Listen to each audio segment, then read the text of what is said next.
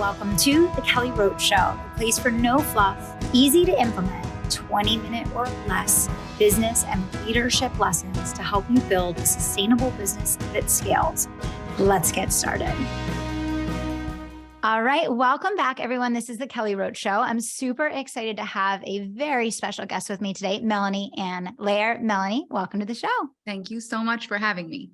All right. Well, we are going to have a great conversation today. So, Melanie, you have a fascinating story where you've gone against the grain with everything that you've done to build your business from the ground up, bootstrapping, really taking a little idea and turning it into an empire. And so let's get started today by talking a little bit about your journey as a business owner, how it began, how it evolved, where you are today. And then we're going to dig into a little bit of the magic of what you teach, which is fascinating and is also going to be wildly helpful for all of our listeners in really opening up their next level. So why don't you start off, Melanie, by dialing the clock backwards and kind of starting us at the beginning of your business building journey.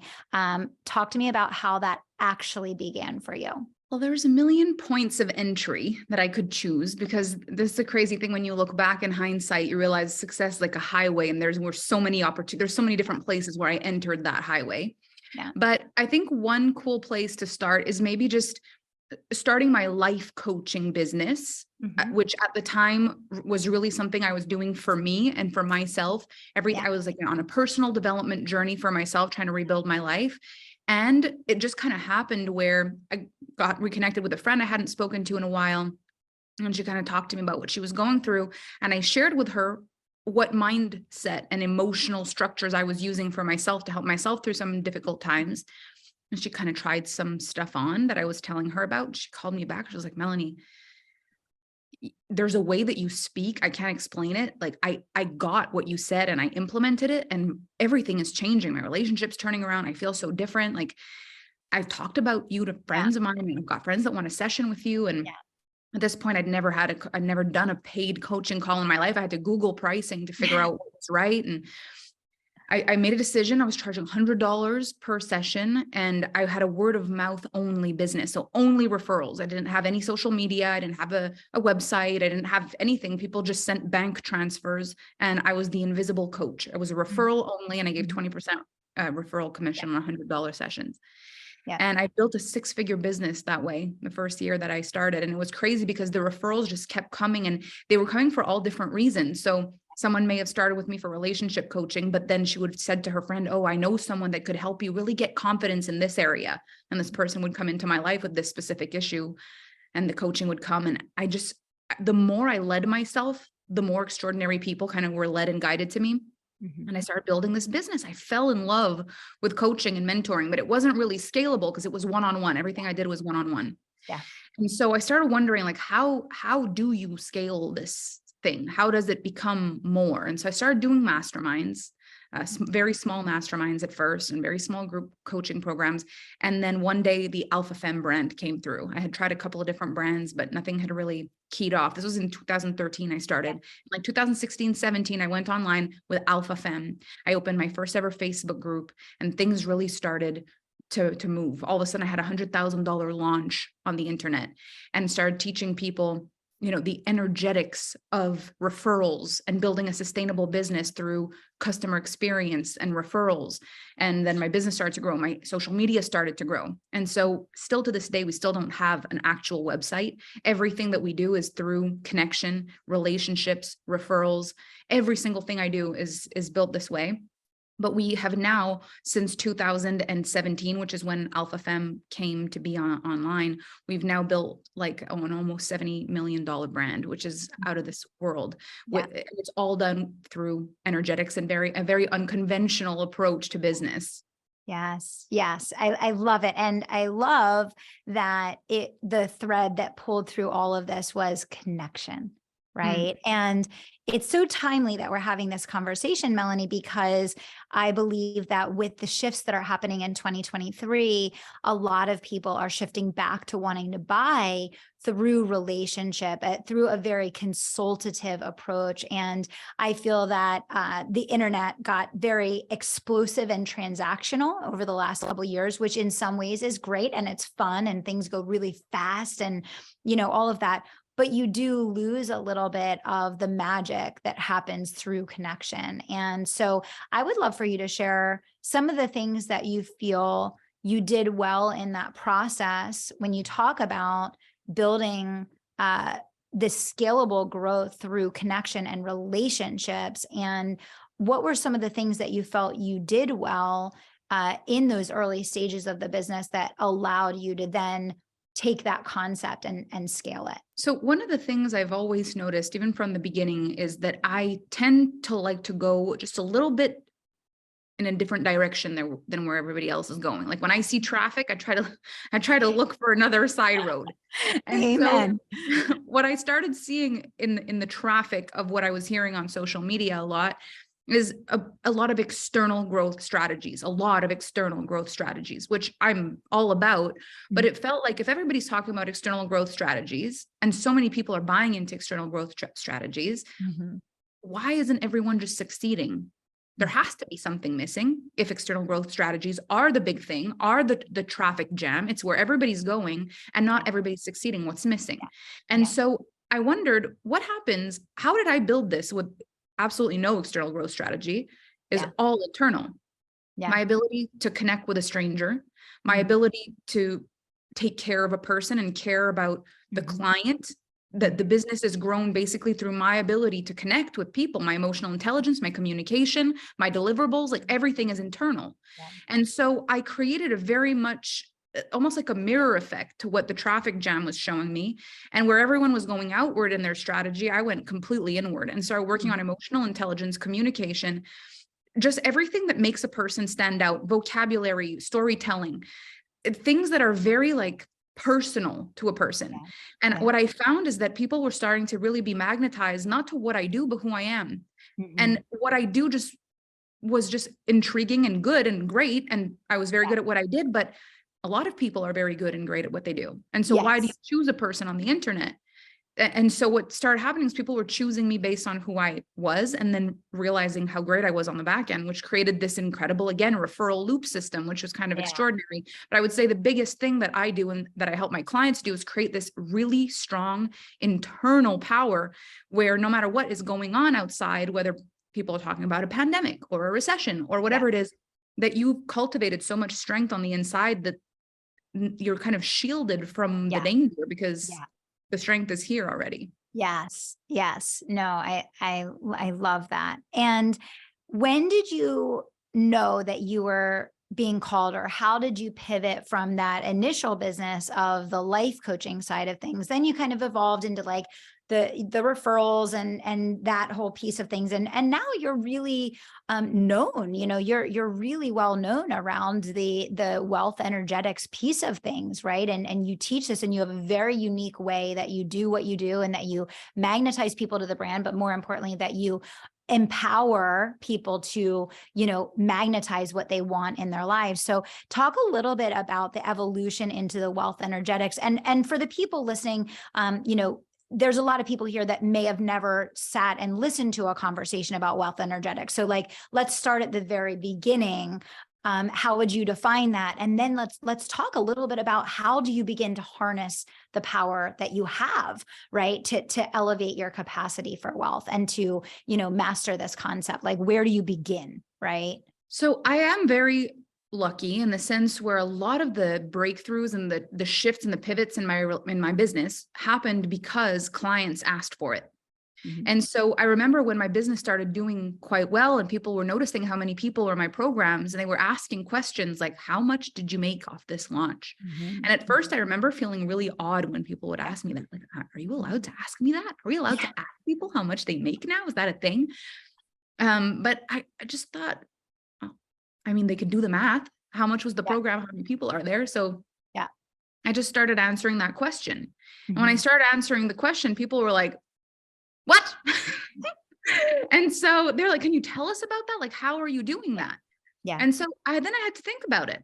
And what I realized is when it comes to success, a lot of times you wonder how to do it till you wonder how you did it. Because I sat there Yeah. puzzled, like, how the heck did I do this? Yeah. Yeah. And so it had me thinking, like, it just goes to show how internal strategies are so special, because they're not this like, I did this and I did this and I did this and I did this. It's more when you look back in hindsight, you've got this story of what you did. Is it duplicable? I don't know. So what I started studying was my own success. What makes this work? Why is it that this is working? And sometimes I would try to duplicate, to do the same thing again, and it wouldn't work at all. And so this is when I started realizing what wealth energetics are, which is the difference between wealth strategies. So wealth strategies is you find something that works, you do it again and it works, and you do it again and it works, like a live launch or something like that, that it works. That's a strategy. That's amazing. We need that. But why is it that you could do one live launch and you kill it and you do the next one, it fails? That's wealth energetics. And so I became far more fascinated with wealth energetics because I thought there's so many intelligent people on the planet teaching strategy.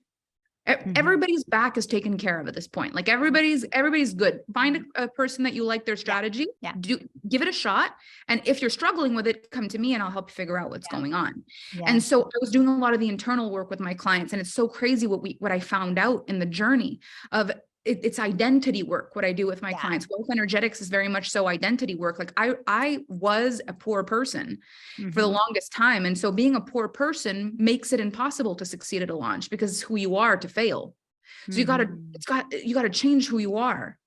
And it's such an interesting journey to change who you are without disliking who you are, to change who you are from an evolutionary standpoint and a love and respect for yourself and an excitement for the story of who you become one day, and not against yourself to run away from yourself or because you weren't good enough. And so the art of business energetics became at the forefront of all of my teachings. It wasn't just about what you do, it's who you are when you do it. And as I started working with clients like this, we started seeing unrealistic growth, like makes no sense kind of growth with my clients, with myself. And that's really when things started to change for me. People were asking more and more and more for me to talk about money and for me to talk about wealth and for me to talk about identity work more and more and more and more. And that's kind of what broke me through. I have like two big reasons people work with me, and then so many things in the middle that branch everything together. But there's feminine energy leadership and wealth energetics. So how to be a woman that is still feminine in her leadership and to not go so much in that masculine energy, like finding that feminine energy balance so that you can manifest as well as work. So you don't just override the universe, override God, and just work so hard, but find that balance of manifestation. And then wealth energetics. And then those became my two biggest pillars, and filled in the blanks with everything else. Yeah. No, it's fascinating. It's absolutely fascinating. I want to go back to the concept of self-identity, because I think that is one of the number one reasons why people can take a lot of action and see no results. Because when it's in conflict with your identity, that you have a self-identity that is A, B, C, X, Y, Z, and those inroads are so deep, they are dug so deep within you that it almost, I think, in our bodies and in our minds feels unsafe to branch out of that identity that maybe has been a lifetime in the making. It's all we know of ourselves, right? I know I recorded a session recently that was really talking about like how to form a new identity and then how to step into that. But I would love for you to explore that a little bit deeper and tell me, I mean, when you see people that are taking a lot of action and are not seeing the results, do you feel that a big piece of that is around the identity piece? What are some of the other things that you come across often with your clients that you're like, yes, you're doing these external things, but because this internal thing is still not in alignment, it doesn't matter how much you do outside, the results aren't going to come. Like, talk to me a little bit about some of those things. So it's crazy we're talking about this because I literally just led this in my unconventional master course this morning. The big thing that I would shine about this is a lot of people are actually sabotaging. Oh, yeah. Not on purpose, but it's actually self-inflicted, most of it. Because it's like that line in Spider-Man, with great power comes great responsibility. And people want to avoid great responsibility at all cost, even the cost of power. And so I see people give up their power all the time just so that they get to blame something or someone else when things go wrong. And I see this every day, Mm. everywhere, all the time, because it's Mm. so liberating to get to say, I don't have this because she did that. I don't have this because he did this. I don't have this because they dropped the ball. And to give that up is like giving away your binky. Uh, Like it's the grown-up version of security that you're giving up on the day where you say, it is all me. oh, If I have girl. something, it's me. And if I don't have something, it's me. It is I. I am the one, the responsible Yeah. one for this life. Like it is the greatest thing when things are going well. It is the most difficult things when things aren't going well. And so there's this like attachment to the right to blame that people are not willing to let go of. But the thing is it's either power and responsibility or no power, no responsibility. And until you fully make that choice, you're in this limbo game where you do your best, but something happens. So it didn't work, but it wasn't your fault. And you get to be in that loop. So I think the biggest trap, it's like the identity work ditch, or the identity work, when you get stuck, when you go into the ocean and there's that undercurrent that makes you fall and makes your bathing suit fall off and you can't get back on, like that current wave right at the edge of the shore, that undertow, like that is the ditch. It's the undertow. It's the place where most people get stuck in identity work, which is simply, I want to be fully responsible as long as I'm nailing it. But as soon as I'm failing, I want someone else to take the fall for it. I mean, can I carve that in stone, or do we need to talk about what's going on in the world right now? Or, I mean, you're opening up something that it's not good to start talking to me about, Melanie, because I have a lot to say about it. But that's exactly it. And I think you just nailed it right there. You just absolutely nailed it. And I see it in business. I see it in life. I see it in relationships. I see it in society. I call it living above the line. Right? There's people that live above the line, that take radical responsibility for their life and everything. And then they see themselves as the source and their life is the effect. And then there's the people that live below the line. And when you live below the line, you abdicate your power and you blame and you point the finger and it's everyone else's fault but your own. And you couldn't have possibly succeeded because of ABC, XYZ. And you just gave up on all of your goals, all of your dreams, all of your human potential and everything in between. Right. And it's so interesting that you call it that, because I've talked about this before, this line. I've had the exact same experience. So for anybody listening to this, like I encourage you to see if you can experience this line, because if Kelly calls it that and I call it that, there's something about an experience of there being a line. But the way I felt it in my body is literally like, there's a way that I can be, that I know I'm below my energetic line. There's a line that I can be below the energetic line in my own energy. Yes. And there's an energy where I'm above that energetic line. And when I'm above that energetic line, the answers are there, the speed is there, the confidence is there. It's like I'm switched on. It's like a light switch. There's a line in the middle and you click it on or off. And it's literally that's it for us as well. So you can play with that energy in your body and notice when you're going in that negative loop, when you're stuck in the ditch, when you're stuck in the undertow, you're probably underneath the line where you're being pulled by something. You're being dragged in. And that's what it feels like. It's not your fault. It's not your responsibility. So one of the things that really helped me in a sentence that it's difficult at first, because sometimes it really does feel true that it's someone else's fault. Let's just be honest. Sure. Yeah. The thing is, it's not our fault. It's our responsibility. And that is so different. So when something bad happens to you, it's not your fault, but it's your responsibility. So if it happened bad and it stayed bad, that was your responsibility. If it happened bad and it stayed bad, that's your life. Yes. But we want to say the bad thing happened, which wasn't my fault. So now we're here. But it's like, no.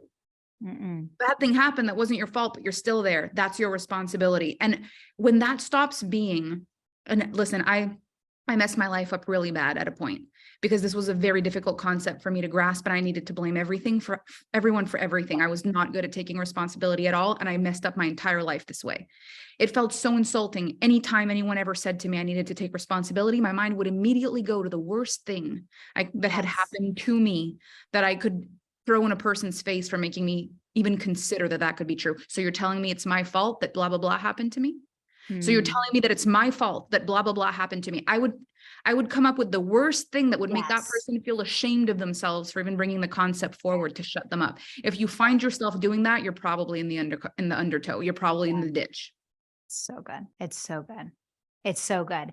And you can't have what you want in life until you have the ability to identify when you're in the ditch and crawl, climb, scrape until you're out, right? Because we've all been in the ditch.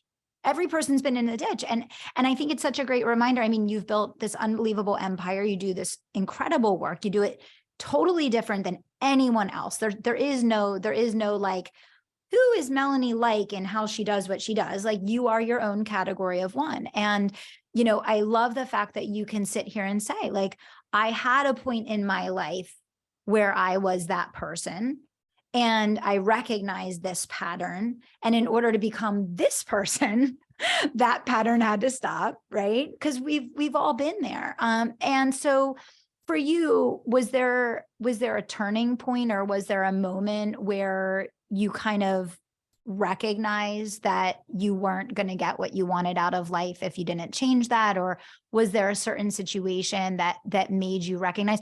And I'm asking that, let me say why I'm asking that. What I see, Melanie, is that most people, when they're in that blame game, or ditch, or whatever you want to call it, they really genuinely don't believe that they're there. Like, they convince themselves to a very, very strong degree. Like, they will fight you. Like, when someone's there, they're usually so hell-bent on that belief that they've claimed in that moment, that it is not their fault and that it is because of ABCXYZ, that there's no reasoning with someone usually when they're in that state. So I'm asking the question because I don't believe that this can come from anything outside of you. There has to be a transformation from the inside out, where you recognize that you, in some area of your life, are being that person and not the person that you want to be and need to be to get to where you want to be. That transformation has to happen from the inside out, or you're just going to cycle through this for the rest of your life, because no one can come in and save you. I say this all the time. No one's coming to save you, right? You have to save yourself. You have to go through that change, right? Well, okay. There's so many thoughts going through my head, but one analogy that comes to my mind in this moment, and I learned this in Mexico a few years ago, is that a lot of times when there's like a poisonous tree, the antidote tree is like 3 trees away. Mm-hmm. So it'll be like, if you touch this tree, you'll get hives everywhere, but please don't worry, because three trees away somewhere within a 3-foot radius is the antidote tree. And in nature, it's often like that. Mm-hmm. We're nature. So I feel like we're our own kryptonite, but our antidote is very, very close by all the time. We're always able to self-regulate and self-heal the very thing that's the issue. And in nature, when something is poisonous, it's usually a defense mechanism, which is also the same, I think, to say for us. And so it's not always like something happens in your life and it's this one defining moment and everything changes and nothing is ever the same again and you've changed forever. It's more like there's this one defining moment where you have awareness. And if you have the wherewithal to stay connected to that awareness and to keep following that path and to remind yourself that you have that poison, then whenever you're feeling like you're infected, you can start to look for the antidote. Because it isn't even true to say, I used to have this victim mentality, and then one day I turned it around and I never had it again. That wouldn't even be true. Because there's times at this level of success in my life where horrible things have happened. Yes. There are next level problems, but that victim mind came right back. And but at a whole other level, you know, feeling victimized by social media haters, feeling victimized by disgruntled whoever, like that will still come back. And it can paralyze me even now. It's just at another level until I realize I'm being poisoned by my own defense mechanism. Then I've got to look for the antidote. And the antidote is this responsibility piece where I've got to take the medicine that I have. But it's so wild when we're in this reaction. We've been poisoned. The tree has poisoned us. The person has poisoned us. We don't feel good. It's very clear that we've got hives all over and we're not in a good way. We're so focused on the pain and the fear and the hurt and the anger and the blame that we're just not remembering that the antidote is 3 trees away. And it is always 3 trees away. But the thing is, we've got to take it. And sometimes it just feels good to be allowed to be mad. And I know when we're out of it, sometimes it's so easy to see other people do it, or we can look back at ourselves and be like, yeah, it's true. But sometimes we hold everything together for everybody. We're the strong one all the time. And when something bad enough happens to us, sometimes we will milk that thing just to be allowed to not be the strong one, because this is a bad enough thing. I hear ya. You know, like this one, I'm allowed. I have the right to be miserable. This moment of self-righteousness brought to you by me. I am allowed to be sad because this is really bad and I'm always strong, but this is extra bad. So I'm giving myself the right to be super mad about this. I love it. And so it's like true. asking myself, is this moment of self-righteousness worth compromising my entire energetic vibration over? Yeah. Sometimes I have the wherewithal to just be like, no. And other times I need to be poisoned and see the hives and go, where's the antidote? For sure. That's so good. It's so good. And it's so true. And absolutely. And it comes and goes in different forms and fashions, depending on where you are in your life, in your business, what you have happening. And, but we're all still human, right? We're all still human. And so that's part of our humanness, you know? Okay. And I think anybody who tries to change their identity of human will fail, because that's the one thing you're not going to change. Yeah. So there's always going to be the ordinary human part of you. Mm-hmm. It's the extra part that we're working on, the extraordinary.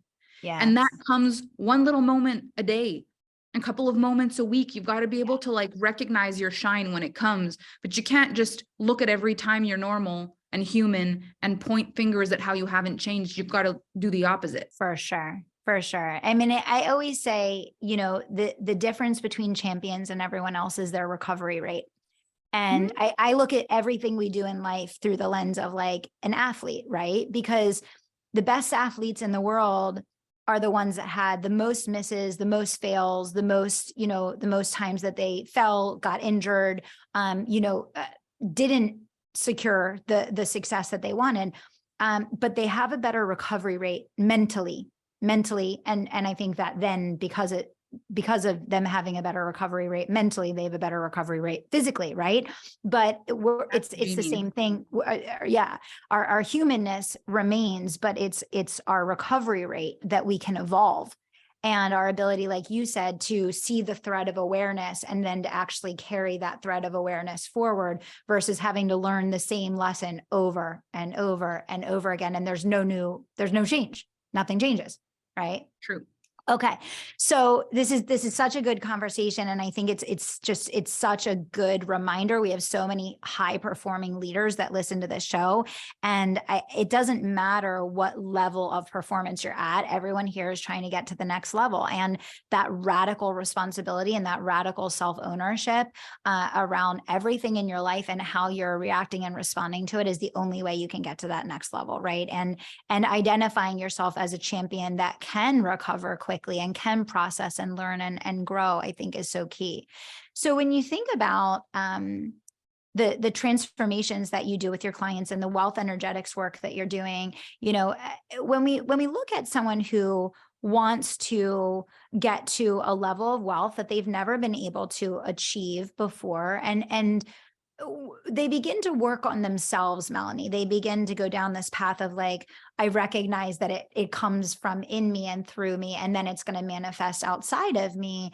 Like, what are some things that you would just give as like food for thought for people that are listening to the show today when it comes to that? So I think a big part of it is the way we do things. So I can tell when a person comes to me wanting growth, usually in the first 5 minutes, I can tell if they're close to it or if they're going the wrong direction, just based on why and how they're going about it. When you want more because you feel like a failure here, it's always going to be harder because it's just not the correct direction. You're going against the current. Yeah.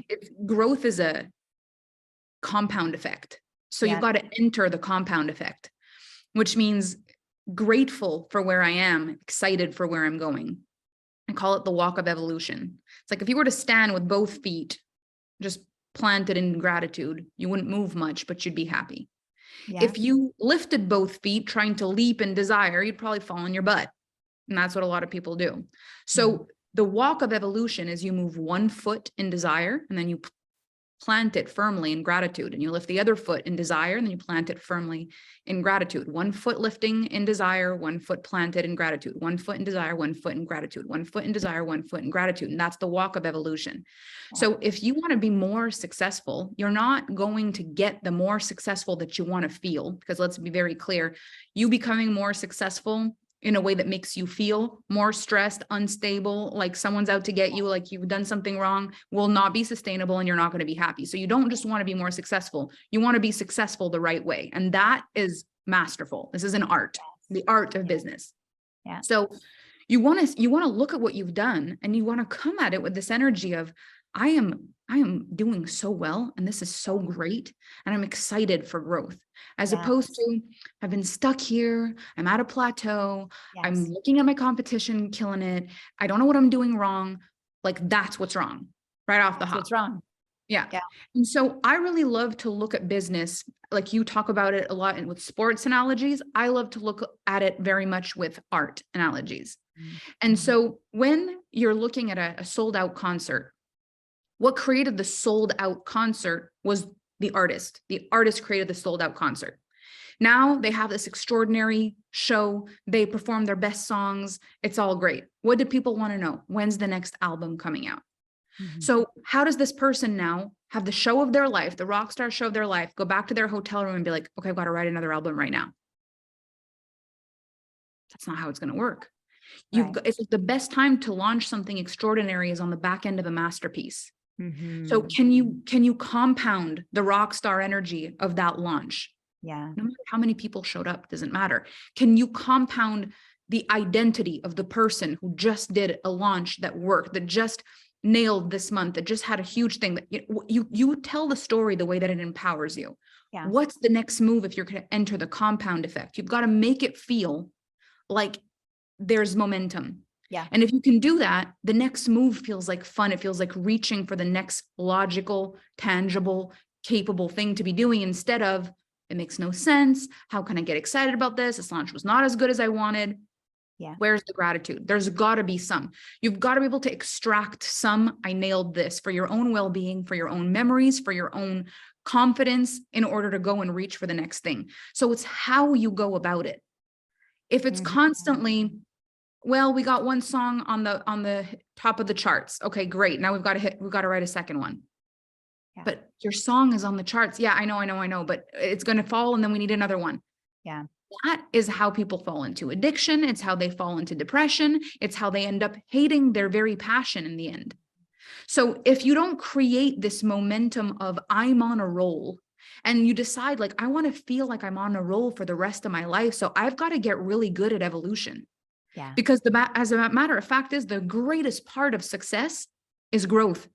Yeah. Because even when you do something amazing, someone in the world is going to show you something better and something greater. So if you don't have a very solid evolutionary mind, it'll always just feel like you're not good enough.